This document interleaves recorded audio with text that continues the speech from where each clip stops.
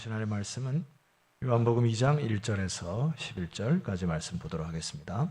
사흘째 되던 날 갈릴리 가나에 혼례가 있어 예수의 어머니도 거기 계시고 예수와 그 제자들도 혼례의 청함을 받았더니 포도주가 떨어진지라 예수의 어머니가 예수에게 이르되 저들에게 포도주가 없다 하니 예수께서 이르시되 여자여 나와 무슨 상관이 있나이까 내 때가 아직 이르지 아니하였나이다. 그의 어머니가 하인들에게 이르되 너에게 무슨 말씀을 하시든지 그대로 하라 하니라. 거기에 유대인의 정결 예식을 따라 두세 통 드는 돌 항아리 6을 놓았는지라. 예수께서 그들에게 이르시되 항아리에 물을 채우라 하신즉 아기까지 채우니 이제는 떠서 연회장에게 갖다 주라 하심에 갖다 주었더니 연회장은 물로 된 포도주를 맛보고도 어디서 났는지 알지 못하되 물떠온 하인들은 알더라. 연회장이 신랑을 불러 말하되 사람마다 먼저 좋은 포도주를 내고 취한 후에 낮은 것을 내거늘 그대는 지금까지 좋은 포도주를 두었도다 하니라. 11절 다 같이 읽습니다. 예수께서 이 첫 표적을 갈릴리 가나에서 행하여 그의 영광을 나타내심에 제자들이 그를 믿으니라. 아멘. 예, 여러분 한 주간 평안하게 잘 지내셨죠? 예, 저도 여러 가지 일들이 있었고 또 교회도 방도 이사를 해야 되고 분주하게 좀 살았습니다. 개인적으로는 이제 동문회를 잠시 다녀왔는데 30년 만에 본 친구들도 있고 선후배들이 모여서 하나님께 예배하고 여러 가지 행사도 하고 뜻깊은 시간을 보냈습니다. 근데 이제 문득 그런 생각이 들더라고요. 30여 년 전에 선지동산에 와서 하나님 보낼 곳에 보내셔서 하나님의 영광을 돌리겠습니다 하고 다짐했던 그 세월이 30년이 흘렀거든요. 일전에 그 낙도선교회라고 해가지고 이제 우리나라의 저 목포에 모여가지고 이제 배를 타고 낙도에 흩어져서 복음을 전하다가 일주일 만에 다시 돌아와서 선교 보고대회를 하거든요. 이제 그런 게 느껴지는 거예요. 목회자로 부르심을 받아서 30년의 세월을 이렇게 보내고 나서 이제 모였는데 서로 분주하고 반갑다 친구야 막 그러고 이렇게 하는데 한순간 그냥 우두커니 예배당 한 곳에 앉아서 묵상을 하고 기도했던 시간이 떠오릅니다. 뭐라고 기도했을까요? 여기까지 달려왔는데 주님이 정말 기뻐하시는 삶을 살았을까? 주님께서 기뻐하는 목회를 했을까? 이런 것들을 뒤돌아보게 되더라고요. 그리고 세월이 너무도 아니야. 너무 빨리 지났어. 정말 훅 지나가서 곧 주님을 만날 텐데 주님의 영광을 살았는가? 이것을 돌아보는 계기가 되었습니다. 저는 목회자로 부르심을 받아서 교회 사역을 하고 있습니다만은 저뿐만 아니라 여러분도 마찬가지로 직장의 삶으로 자녀를 키우고 또 각자의 삶을 통해서 중요한 것은 뭐냐 하면은 여러분이 이제 주님 앞에 설 때에 주님의 뜻대로 살았는지를 주께서 물으실 거란 말이에요. 이제 그것만이 남는 거 아닙니까? 그래서 오늘 우리가 이제 가나의 혼인잔치의 이야기로 여러분과 좀 말씀을 나누고자 하는데 여러분의 마음을 다잡는 이 아침 되기를 소망합니다. 그리고 방향성도 잘 잡으셔야 되고 주님께서 과연 무엇라 말씀하시는지를 잘 묵상을 하시면 좋겠어요.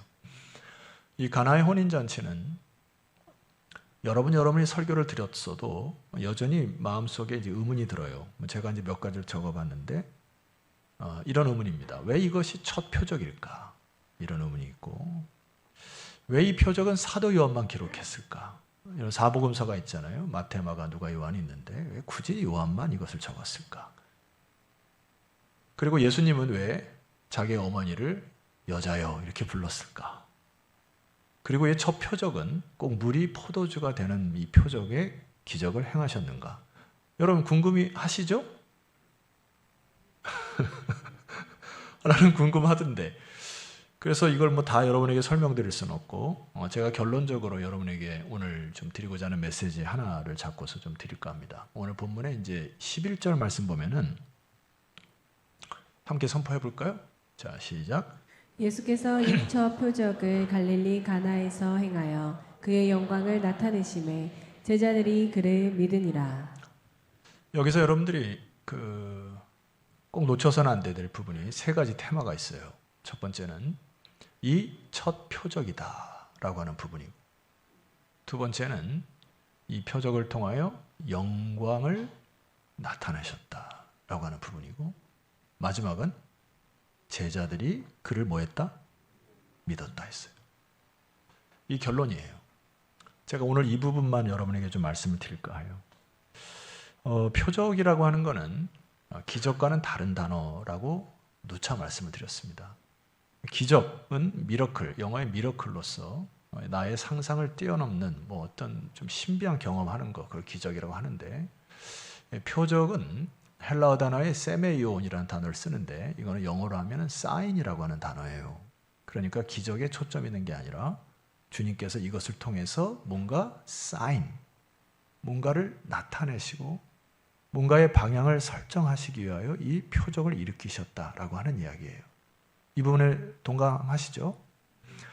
그럼 도대체 이제 이 무엇라 말씀하신지를 그 첫 표적에 대한 부분을 한번 살펴볼게요. 1절과 우리 2절, 3절 상반절까지 한번 보시면 되겠습니다. 자, 시작.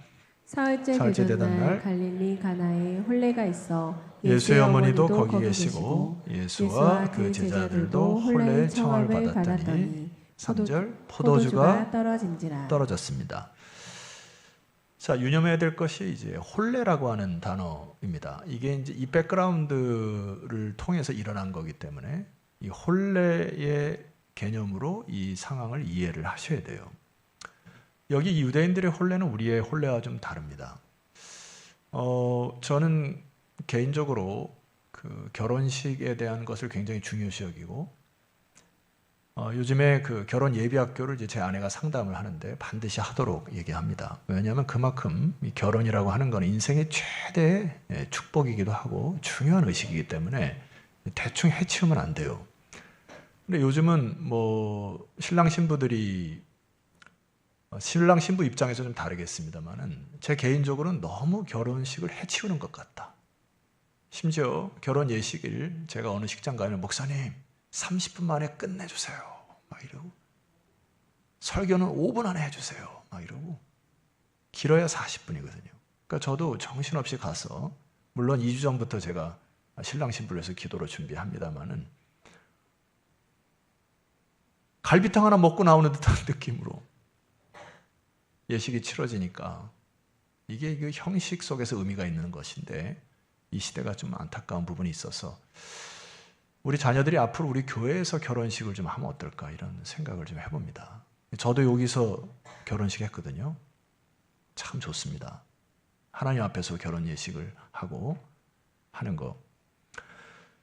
근데 유대인들의 이 결혼 예식은 아주 기본적으로는 한 2주 정도, 그리고 정말 짧게 하려고 하면 1주, 그리고 많게는 한 달까지 합니다. 그러니까 신랑 신부를 중심으로 각종 친지들 다 부르고 친구들 불러서 함께 축하하고, 내가 너의 증인이 되고 살아왔던 얘기부터 시작해서 가족들이 앞으로 이제 살아갈 이 사람들을 축복을 하면서 그렇게 예식을 치러요. 그러니까 적어도 일주일을 예식을 하니까 음식부터 시작해서 많은 걸 준비하겠죠. 그런데 문제가 발생된 거죠. 뭐가 떨어졌다 했습니까? 포도주가 뚝 떨어진 겁니다. 당황은 누가 했겠습니까? 이 주인장이 이제 당황한 거죠. 왜냐하면 이거는 어쩌면 평생 동안 자기 친지들에게 배려하지 못한 짐으로 살아갈 위기에 처해 있는 거예요. 포도주가 떨어졌다는 것은 당황스러움을 넘어서 이 망했구나. 앞으로 일주일, 2주일을 이거 해야 되는데, 이 상황 속에서 저들이 내 이 주인으로서 배려하지 못한 것에 대해서 얼마나 저들이 뒤에서 씹어댈까, 이제부터 시작해서 망했다. 이렇게 상황이 펼쳐졌어요. 오늘 여기 이 포도주가 떨어진 사건을 통해서 이 포도주가 떨어진 것은 우리의 인생의 단면을 잘 보여준다고 저는 생각합니다. 우리들이 인생을 살아가면서 내가 기대했던 것들이 떨어지는 경우가 있어요. 내가 생각했던 것들이 안 되는 경우가 있습니다. 이것은 꼭 있어야 되는데 없어지는 경우가 있습니다. 동의하죠? 내가 소망했던 것이 끊어진 상황이 있을 수 있어요. 근데 문제는 더 뭐냐면은 그런 상황 속에서 내가 아무것도 할 수 없는 상태에 놓였을 때 절망감이 찾아옵니다. 여러분 인생을 살면서 파란만장한 인생을 다 사셨죠? 아마 소설 한 권 쓰라 하면 다 쓰실 거예요. 한 소설, 두 소설, 제 눈에는 그렇게 보여요. 예기치 못하게 경제적인 파탄을 겪을 수도 있고, 갑자기 내 육체가 망가질 수도 있고, 그렇게 좋았던 관계가 끊어질 수도 있고, 부부 사이, 부자 간에 혹은 친지들 간에 갈등들이 계속 일어나는 경우가 있습니다. 그런데 문제는 내가 아무것도 할 수 없다는 상황이에요. 그것이 우리의 인생입니다. 인생의 무능함, 결핍을 보라는 거예요. 이때 예수님의 어머니 마리아가 예수님에게 묻습니다. 하반절 보니까 예수의 어머니가 예수에게 이르되 저들에게 포도주가 없다 했습니다. 그랬더니 4절을 여러분 읽어보도록 하겠습니다. 시작. 예수께서 이르시되 여자여 나와 무슨 상관이 있나이까 내 때가 아직 이르지 아니하였나이다. 예, 어머니도 아니고 여자예요. 이게 귀나이라고 하는 단어인데 이제 여성을 존칭해서 부르는데 어머니 지금 내가 물로 포도주를 바꾸라고 말하지 마세요. 여자요 하면서 물로 포도주를 바꾸는 것에 대한 제안을 거절하십니다. 예, 거절이에요, 그냥. 여러분 기도하면은 바로바로 응답됩니까? 오늘 기도했는데 내일 이루어져요? 여러분이 기도했는데 일주일 만에 주님 일주일 만에 들어주셔야 합니다. 딱 들어줍니까? 기도가 응답을 안 들어주실 때가 있고 기도 응답이 늦춰질 때가 있고 심지어는 거절당할 때가 있을 때 인간은 굉장히 힘듭니다. 근데 우리가 주님의 음성에 귀를 기울이셔야 돼요. 주님 뭐라고 얘기하셨습니까? 내 때가 아직 이루어지지 아니하였습니다. 우리는 기도를 내 방식과 내 타이밍에 맞춰서 하나님께 간구합니다. 그러나 우리의 기도는 주님의 때를 기다리는 기도가 되어야 할 줄 믿습니다. 주님이 그것을 얘기하는 거예요. 당신이 물로 포도주를 바꾸라고 하는 그때는 잠깐 기다리시고 나도 하나님께서 주시는 때를 기다려 함부로 내가 메시아임을 공식적으로 드러내는 일들을 당신들이 이래라 저래라 하는 것이 아닙니다. 잠깐 기다리세요 라고 하는 겁니다. 기도응답이 안 될 때 우리는 기다리는 거예요. 그래서 예수님이 그럼에도 불구하고 합력하여 선을 이뤄가시는 모습을 오늘 가나안 혼인잔치를 통해서 보여주십니다. 자, 근데 두 번째 인생의 결핍을 제가 봐요. 자, 5절과 6절을 한번 보시면 좋겠는데 5절과 6절입니다. 시작. 그의 어머니가 하인들에게 이르되 너희에게 무슨 말씀을 하시든지 그대로 하라 하니라. 거기에 유대인의 정결 예식을 따라 두세 통 드는 돌 항아리 6이 놓여 있는지라. 주목해야 될 것이 돌 항아리 몇 개가? 6개예요. 이 요한은 요한복음과 요한계시록을 썼던 사람입니다. 그러니까 요한계시록을 쓸 때 이 사람의 마음속에는 수에 대한 민감함이 있어요. 그래서 계시록에도 보면은 6이라고 하는 거는 불완전수입니다. 7은 완전수예요. 그러니까 적그리스도를 666이라고 얘기하는 부분은 아무리 노력을 하고 애를 써도 완전하게 할 수 없는 인간의 연약함을 얘기하는 것에 대해 두려워하셔서는 안 됩니다. 여기에 돌 항아리 6개를 기록하는 이유는 또 그 안에 돌 항아리가 텅 비어 있었다고 하는 것은 우리의 인생을 이야기하는 것이라 저는 그렇게 느껴져요. 돌 항아리를 통해서 그림을 잠깐 봤으면 좋겠는데 제가 찾아서 그때 시기에 있었을 법한 돌 항아리를 여러분들에게 보여드리려고 많이 찾았습니다. 이 돌 항아리를 뭘 하기 위해서 거기 써 있다고 기록되어 있죠? 정결 예식을 하기 위해서 썼다는 얘기인 건데요. 마가복음 7장 3절 말씀 보니까 이런 표현이 있습니다. 제가 볼게요. 바리새인들과 모든 유대인들은 장로들의 뭘 지켜요? 전통을 지키기 위해서 손을 잘 씻지 않고서는 음식을 먹지 않았습니다. 그러니까 전통 유대인들은 혼례를 가거나 음식을 먹을 때 반드시 손을 씻어야 깨끗하다는 느낌으로 의식을 행했다는 얘기고, 시장에서 돌아와서도 물을 뿌리지 않고서는 먹지 않았다. 이것도 시장 갔다 오니까 더러워졌잖아요. 그 가정한 물건들이 막 있으니까 거룩을 위해서 씻었다는 얘기고, 그 외에도 여러 가지를 지키러 오는 것이 있으니 잔과 주갈과 녹그릇을 씻음이었더라. 이렇게 표현되어 있습니다. 요한이 무엇을 지적하는 걸까요? 손과 발을 씻어서 정결 예식을 통하여 혼례에 들어간 사람들이 그들이 갖고 있던 종교적인 형식과 의미가 없는 종교적인 형식에 빠져 있는 것을 지적하는 것 같습니다. 끊임없이 손과 발을 씻고 씻어도 여전히 내 안에 죄에 대한 아픔과 죄책감과 제가 죄를 짓고 나서의 어떤 그 절망감을 씻을 수 없는, 그럼에도 불구하고 그들은 끊임없이 종교 의식만을 행하는, 마치 예수가 없는 교회의 예배만 드리는, 생명이 없는, 오늘 우리들의 종교적인 형식과 껍데기는 뭡니까? 제가 참 희한한 것은 뭐냐면은 교회를 10년, 20년, 30년 다녔는데 어떻게 저 사람의 성숙과 인격의 변화가 없을까? 아이러니입니다. 내가 예배는 드리고 말씀은 듣는데 여전히 종교적인 형식만 남아있지 않은가 돌아보셔야 돼요. 내가 주인이 되어 예배 드릴 수 있는 가능성이 있습니다. 내가 내 방식대로 정결 예식을 할 수 있다는 얘기예요. 내가 내 방식대로 예배를 드릴 수 있다는 얘기입니다. 아니요. 예배는 처음에 뭘 보라 했습니까? 위를 보시는 겁니다.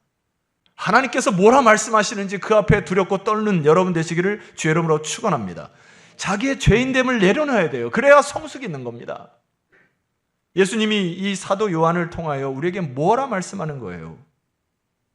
아무리 씻어도 인간의 종교 의식과 행위로는 씻을 수 없다는 걸 얘기하는 거고, 우리가 아무리 채우려고 해도 텅 빈 6개의 돌 항아리처럼 여러분의 인생에 그렇게 텅 비어 있다. 주님께서 이렇게 말씀하는 거 아닙니까?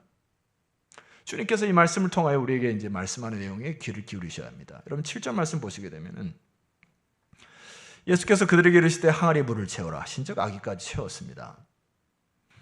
자, 근데 문제는 8절부터 여러분 10절까지 여러분이 한번 읽어보면 좋겠어요. 자, 함께 읽겠습니다. 시작. 이제는 떠서 연회장에게 갖다 주라 하심에 갖다 주었더니 연회장은 물로 된 포도주를 맛보고도 어디서 났는지 알지 못하되 물떠온 하인들은 알더라. 연회장이 신랑을 불러 말하되 사람마다 먼저 좋은 포도주를 내고 취한 후에 낮은 것을 내거늘 그대는 지금까지 좋은 포도주를 두었도다. 여러분 뭐가 연상이 됩니까? 예수님께서 물로 포도주를 바꾸니까 그동안에 맛보지 못했던 포도주를 먹어서 이 사람들이 기쁨에 취했어요. 그래서 일단 연회장에 막 들떴습니다. 그리고 신랑도 야 어떻게 이런 좋은 포도를 냈느냐 하고 하인들도 막 떠들면서 막 분주하게 다시 잔치를 막 벌이는데 이들의 관심은 예수님에게 없다는 얘기입니다. 자기가 원하는 것이 채워져서 그것을 만족했을 뿐이지 그것을 바꾸신 예수님에게 관심조차 없다는 얘기예요. 여러분 신앙생활은 내가 원하는 방식을 채워주는 방식의 신앙은 저급한 신앙입니다. 오늘 주님께서 이것을 얘기하는 거 아니에요? 그런데 여기 제자들이 바라본 게 뭡니까? 예수님의 말씀하신 대로 순종하였더니 물로 포도주를 만드신 제가 원소교를 살펴봤더니 물 H2O가 에탄올 C2H5OH 로 바뀌는 그 현상을 보고 제자들이 주목했던 것은 과연 저 사람이 누구길래 어떻게 물이 포도주로 바뀌는 역사를 일으키는가, 누구에게 초점이 간 거예요? 예수 그리스도에게 초점이 가기 시작합니다. 어떤 주석학자는 여기 혼례를 초청한 사람이 사도 요한일 확률이 높다고 합니다. 자기 결혼식에 예수님을 초대를 했는데 그 현장에서 물을 포도주로 바꾸는 예수님에게 초점을 받아서 이제 믿기 시작한 첫 번째 단계가 뭐라고요? 가나안 혼인잔치 때 예수님이 물로 포도주로 바꾸신 사건이 사도 요한의 가슴속에 팍 박혀서 소개하는 장면입니다. 여러분 어렸을 때부터 여러분들은 이 예수님의 표적에 대해서 많이 배우고 자랐습니다. 좋은 주일학교를 나온 사람들은 이 물로 포도주를 바꾼 사건에 대해서 귀가 따갑도록 들어갔어요. 예수님이 말씀하시니 물이 변하, 우리 버전에 포도주 됐네 뭐 이런 거. 물이 포도주가 됐다. 감동이 없습니까? 여러분, 참고적으로 제 막내 아들이 청소년 시절에 우리끼리 얘기하는 거예요. 아들한테가 너 마술했다며 그러지 마세요. 마술에 심취했던 때가 있습니다. 그래가지고 자기 마술 선생님에게 사사까지 받았어요. 그래서 어느 날 카드 마술을 저한테 보였는데 깜짝 놀랐어요. 아빠 이제 우리 친지들이 다 모였습니다. 그래서 카드를 이렇게 하더니 뭐 하나를 생각해 보래요. 생각해서 뭐 이렇게 했더니 아빠가 생각한 정확한 뭐 스페이드의 10번이 저기 있을 겁니다. 딱 가서 찬장에 꽂아 있더라고. 이거는 페이크입니다. 트릭이에요. 카드 마술 다 눈속임입니다. 마술사들이 비둘기 손에서 비둘기가 나와. 트릭입니다. 온 세상 사람 중에 H2O를 C2H5OH로 바꿀 사람 한 사람도 없습니다. 이거는 그 현장을 본 제자들에게는 기적과 표적인 거고, 이 제자들의 눈에는 저 사람이 사람이 아니고 하나님의 아들로 오셨다는 첫 표징인 거예요. 예수님이 무리로 걸으셨다고 하는 사건을 통해서 여러분 우습게 보시는데, 전 세계 수억, 수천만의 사람들이 살아갔는데 저한테 얘기해 보세요. 누가 무리를 걷는 사람 한 사람이 있었는가? 요즘에 아이들이 슬릭백이라고 해가지고 땅바닥을 막 미끄러지듯이 달아내는데 그것을 흉내내는 거고, 무리를 걷는 자연의 이치를 뛰어넘는 존재, 단순히 사람이 아니고 이 땅에 사람의 아들로 오셨지만 하나님의 아들로 오셔서 이 역사를 일으키는 하나님의 아들로 보여지기 시작한 것이 가나안의 첫 표적입니다. 그래서 사도 요한은 다른 복음서 기자들과 달리 예수님의 신성에 포커스가 맞춰 있어요. 그래서 요한복음 1장부터 예수님의 신성에 대해서 소개를 하기 시작합니다. 여러분 창세기 1장 1절 외우시죠. 다 같이 외워봅시다. 시작. 태초에 하나님이 천지를 창조하시니라. 방송부 잘했어요. 태초에 하나님이 천지를 창조하신 것을 보고 사도 요한이 요한복음 1장 1절을 이렇게 기록하고 있습니다. 이건 보여주세요. 태초에 말씀이 계시니라. 이 말씀이 하나님과 계셨으니 이 말씀은 곧 그분이 하나님이시로구나. 저분이 물로 포도주를 만드신 본질을 꺾어서 새로운 본질을 만드시는 창조주 하나님이 내 눈앞에 오셨구나. 사도연이 흥분하기 시작합니다. 창세기 2장은 하나님께서 인간을 창조하신 기사가 되어 있고, 곧 이어서 인간이 죄로 인하여 타락한 기사를 창세기가 적고 있습니다. 사도 요한은 창세기에 묵상하면서 요한복음 2장에 뭘 기록한 겁니까? 인간이 죄를 짓고 타락하고 기쁨 없이 살아가는 그 자리에 가나의 혼인잔치를 통하여 진정한 신랑이 누구인지, 새롭게 혼인잔치를 통하여 천국 잔치에 갈 사람이 누구인지, 이 세상에서 돌 항아리 6개의 텅 빈 인생으로 살아가는데 그것을 아구까지 꽉 채워서 우리에게 진리가 무엇인지를 가르쳐주는 진정한 신랑 되신 예수를 소개하는 겁니다. 결론을 다시 내립시다. 11절입니다. 같이 선포할게요. 은혜 받으신 분 아멘으로 크게 화답하시면 좋겠습니다. 시작. 예수께서 이 첫 표적을 갈릴리 가나에서 행하여 그의 영광을 나타내심에 제자들이 그를 믿으니라. 할렐루야. 영광을 나타내셨다. 본인이 하나님의 아들임을 나타나셨고, 텅 비어있는 우리 가슴을 채워줄 수 있는 유일한 기쁨과 샬롬을 줄 수 있는 분이 그분이심을 말씀하시는 거고, 제자들이 그 이후에 예수님이 돌아가신 이후에 성찬식을 경험하면서 예수님의 몸과 피를 나누면서 그 포도주의 사건을 기억하여 자기가 죽기까지 주님의 그 포도주로 자기의 죄를 씻는 역사를 늘 감사하며 살았던 제자들, 그 제자들이 하나님의 아들로 예수를 믿기 시작했던 것이 첫 표적입니다. 여러분에게 이 믿음이 회복되기를 소망합니다. 설교를 준비하다가 한 에피소드가 있어요.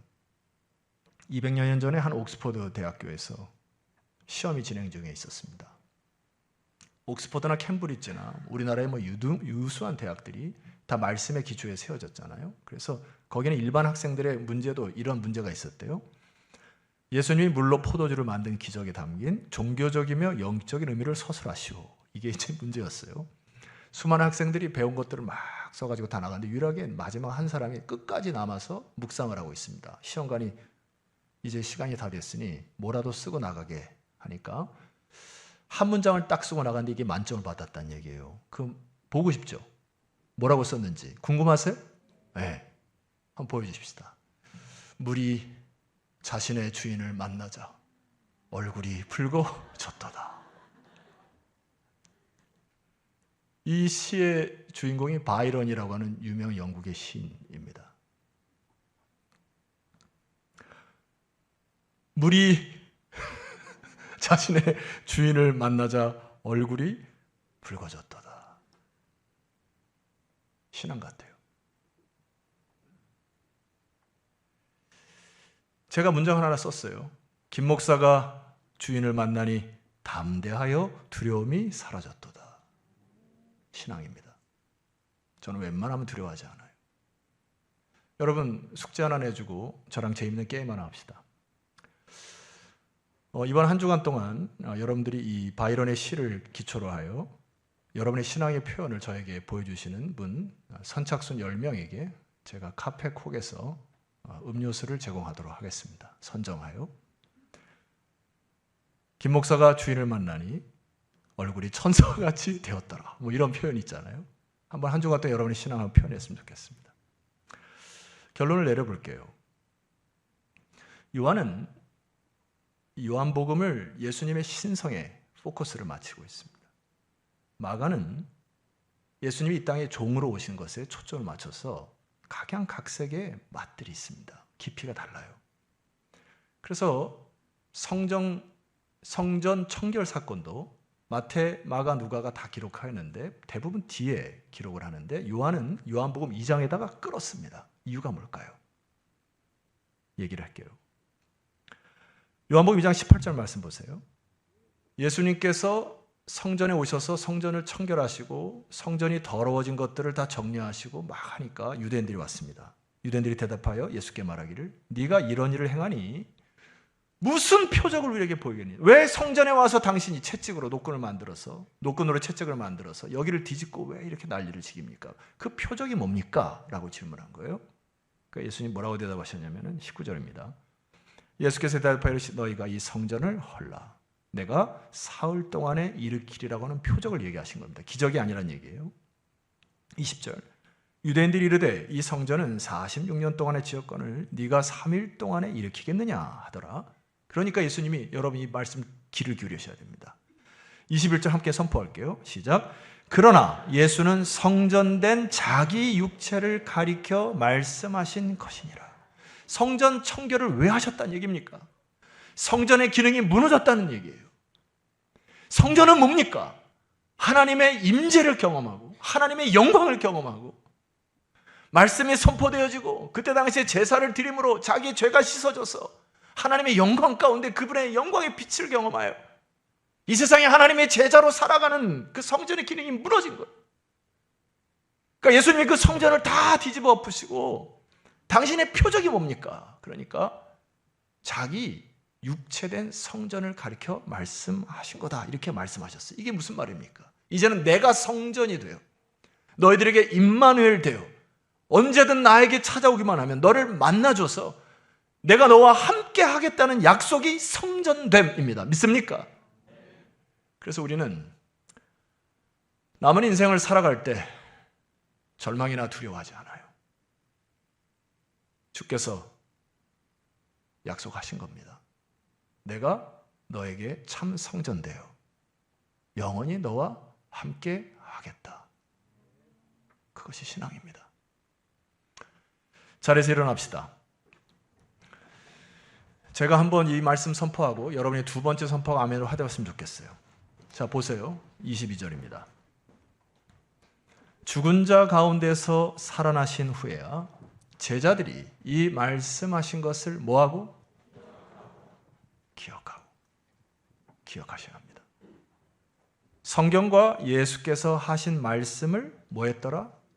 믿었더라 했습니다. 여러분,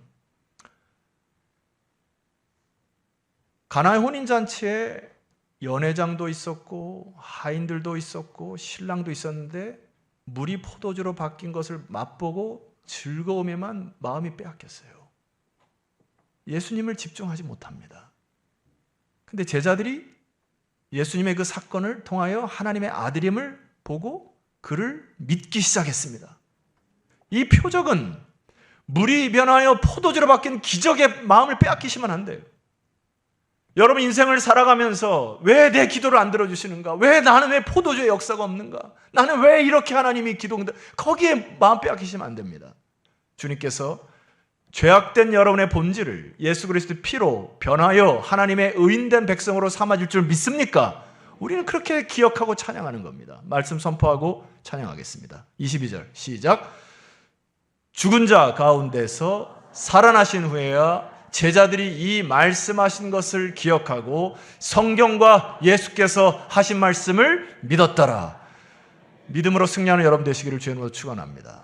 여러분이 믿는 예수 그리스도시는 하나님의 아들이심을 믿습니까? 여러분의 섬기시는 예수 그리스도시는 사람의 아들로 오셔서 여러분의 모든 죄를 담당하여 화목제물로 돌아가신 것을 믿습니까? 표적입니다. 하나님의 사인이에요. 믿음으로 반응하는 세대가 되었으면 좋겠습니다. 물이 포도주로 바뀌는 것에 집중하시면 안 됩니다. 하나님, 내가 믿음으로 반응하여 믿음으로 주 앞에 서는 그날까지 찬양으로 전진하는 나의 인생 되게 해달라고, 그래야 우리 자녀 세대도 믿음의 세대가 되게 해달라고 우리 합심하여 기도하는 시간을 갖도록 하겠습니다. 기도합니다.